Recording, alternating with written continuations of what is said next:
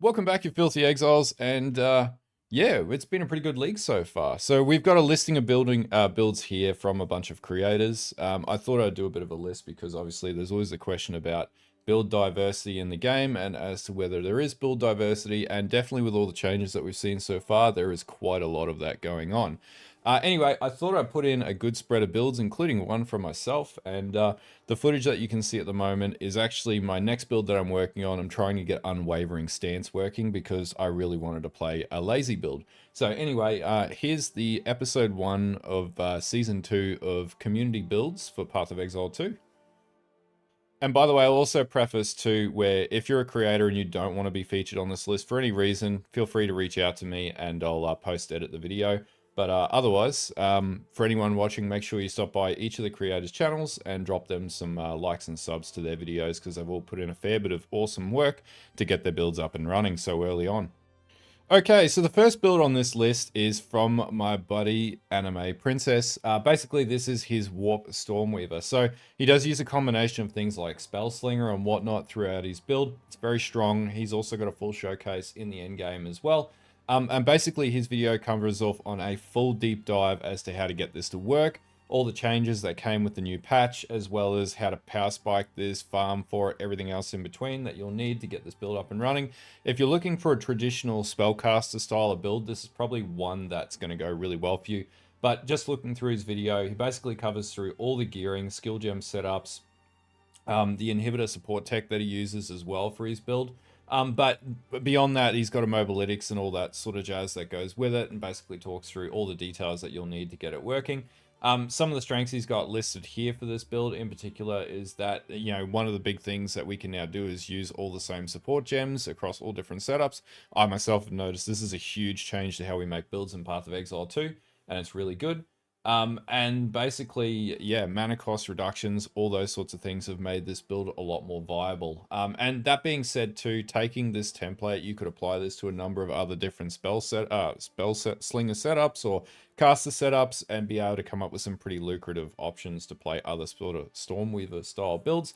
But overall, Anime Princess's guide's really thorough, comprehensive, very well put together and well structured, and his guide's very well written. So make sure you stop by and check this one out if you want to play some lightning spell slinging skills. Okay, so the next build I'm going to feature on this list is from FG Corbin21, and this is his Hollow Palm Monk build. Now, obviously a lot of people are getting Hollow Palm up and running, and some people are having questionable experiences. Some people, they seem to get it working, some people not so much. That being said, this guide is a extensive guide covering off on the leveling experience throughout, and obviously goes into a large amount of detail of when you actually get into endgame mapping, how to progress it from there. It also talks about all the permanent buff rewards that have been added through Acts 1 to 4. And then some of the strengths and weaknesses he's got here is basically he's essentially one-shotting map bosses, big clear speed, as you can see in the B-roll in the background, as well as that he does take advantage of things like deflection, which was added in the game in 0.3, and obviously it's unarmed. And I believe with this build, he's also using the new Thunder Fist variant as well. And that's what he's covered in his actual video, but the Mobilytics guide doesn't look like it's quite up to date with that at the moment. Overall, really cool build. If you're looking for like high speed, high clear speed, like you're okay with playing evasion and ES style builds, which most players are because that's pretty much the meta, then this is going to be a pretty good build for you. Now, overall, his actual guide itself, when you go through, he talks through basically all your standard stuff, gear, skill setups. He also talks about synergies with your lineage gems and stuff like that too. Overall, just a very, very good build put together and essentially really easy to follow. So if you're looking at playing a monk or something of a variation of playing a monk, this would be a good build to look at if you wanted to either learn how to play the archetype and playstyle, or if you wanted to apply it to different skills that you wanted to play as well. I definitely will probably take some notes and apply it to when I eventually do a Hollow Palm Warrior. Anyway, this would be the second build that I feature on this list for this video. Okay, so the next one from JMac is one that was probably very similar to Toxic Rain, for those of you who know what I'm talking about from Path of Exile 1, and for those who don't, you're going to probably enjoy the build. This is a Poison Bow Pathfinder, in particular using Toxic Growth and Toxic Domain, and Vine Arrow on top of that, as well as Poison Burst Arrows. Very, very, very strong build because obviously now we have multiple sources of being able to scale poison on hit right, which means you can have a lot of poison getting circulated around you, so you can do a lot of damage with this type of configuration moving forwards. Overall, really well put together guide. I do like how quick the guide sort of runs through everything and succinctly, and I do appreciate that.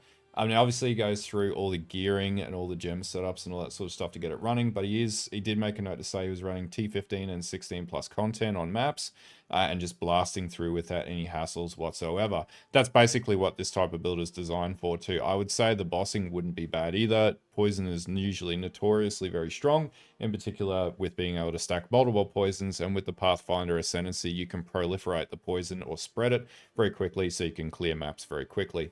So if you're looking for a bow build that is not lightning arrow, this would definitely be a good option to invest in and have a bit of a play around with. I also dare say there's a lot of mechanics around the use of poison here that could be used for a lot of other different skills. Maybe even things that stem into spear skills and things like that might be worth having a look at with this type of setup. Anyway, if you're looking for an interesting poison bow build, make sure you drop by JMac's channel, drop him a like, drop him a sub, and have a good look at what he's got going on over there, because yeah, it looks like a pretty cool build. Okay, so the next build I wanted to feature here is from a creator by Requip Gaming. So basically, he's made a full-blown volcanic setup with the Forge Hammer, and then basically using that with volcanic fissure to explode the ground and just cause an absolute massive amount of damage. Now, for anyone saying that Warrior is not strong, Warrior is arguably one of my both favorite ascendancies, or favorite classes, but also has some of the strongest kit in the game right now, especially with all the changes that were made to armor as well. And those being not absolutely perfect are very strong compared to, or not very, they're better than what they were. They still need a little bit of work, but you know, they're getting there. But at the end of the day, this build looks absolutely awesome. So he's got a series of different combinations set up throughout the build to take advantage of volcanic fissure, including just leap slamming into the volcanic fissure, which you can see on screen, and it just blows everything up. As an overall, pretty well put together guide as well. Make sure you stop by his channel and check it out. He's also got a max roll GG page set up for this build as well, so that'll be in his video as well, so make sure you go over there and have a look.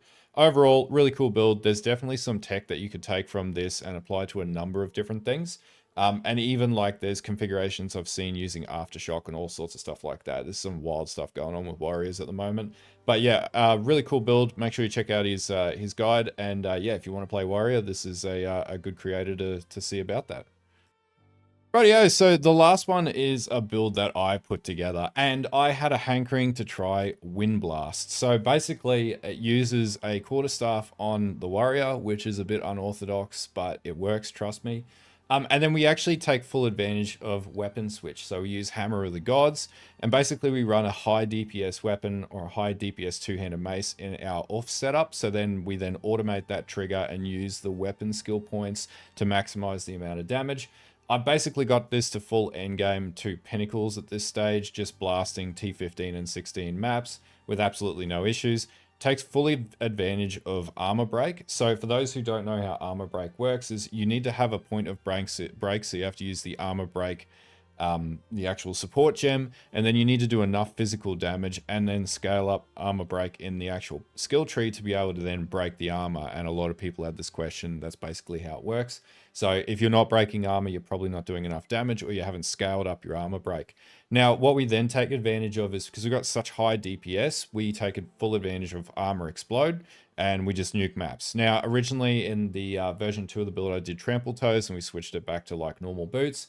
But yeah, early on, we're pretty much using things like Falling Thunder and Staggering Palm to level up. And then we go straight into Windblast you get very early on. Also in the end game, Wind Dancer is fully effective as a clear skill, so it takes a lot of damage. You end up taking a lot of hits because we got to about like 20 to 22,000 armor. And because of that, we also use the elemental armor to elemental conversion stat as well. That basically means you can get through most of the campaign without having to worry about resistances on the warrior or armor-based tunes. So it's actually pretty good. But as an overall, this build's just like big clear. It's relatively tanky. It's got a pretty good early progression. So I played this on League Start. It's definitely non-meta. It's not a Deadeye build. Its bossing drops off when you start doing tier 2 pinnacles, but you know, you just got to learn the fight a little bit more. And it has tons of potential to take it from the last update that I put up, which was the day 4 early pinnacles and juice T16s. You could take it much further and go from there. But overall, just a really fun, different style of play. And I thought I'd share it with everyone. And yeah, and the next build we're doing is going to be much tankier again. So we're going to be stacking a lot more armor. But yeah, that's build number 5. Okay, so hopefully these build guides give you some ideas on different things that you could play or tech that you could play around with to create your own builds. Make sure you stop by all the creators' channels and check out the video. Drop them a like, drop them a sub, and their Twitches as well, and all of that stuff. And don't forget to do it on mine too, of course. And just another thing with any creators that want to be featured on this list, I'm obviously going to be collecting and doing these videos as much as I possibly can. Feel free to reach out to me on Discord or in the comments section or anyway. If you want to put your video through to be featured in the next one, then yeah, feel free to reach out to me. And if you're a creator featured on here and you don't want to be featured on here, just reach out to me and I'm more than happy to post edit and work with you on different things. But otherwise, yeah, this would be the end of the first episode for the season 2 of this series, and hopefully we can keep it going strong and well into the duration and distance of Path of Exile 2's life. Anyway, until next time, I'll see you guys later, and have a good one.